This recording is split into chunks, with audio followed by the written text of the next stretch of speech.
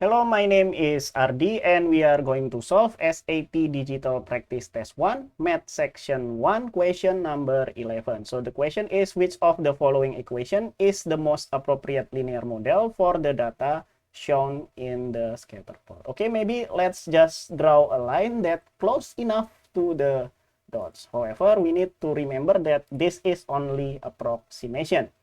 So we cannot get as accurate as possible. So here I draw the red line here, and on my line the y-intercept here is 10. So I will write this as 10 0 comma 10, and then the x-intercept here, that will be 5 0.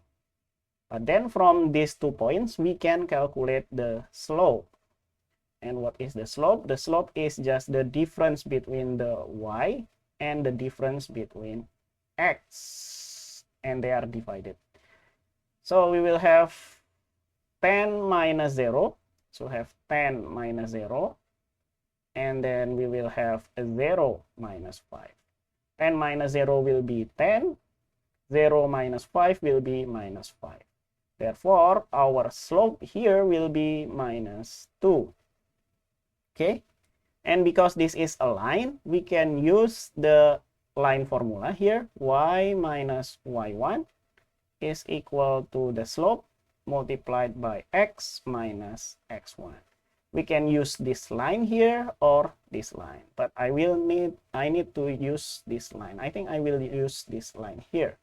So we will have x1 here is 0 and y1 is 10. Okay, so we all have the value m, x1, and y1. So we just need to plug in the values. Y minus 10 is equal to the slope, which is minus 2. And then x minus x1. x1 here is 0 here. So y minus 10.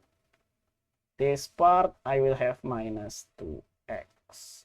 So we will have y is equal to minus 2x plus 10. Plus 10, not 0. So we'll have plus 10. And remember that this line here is only approximation.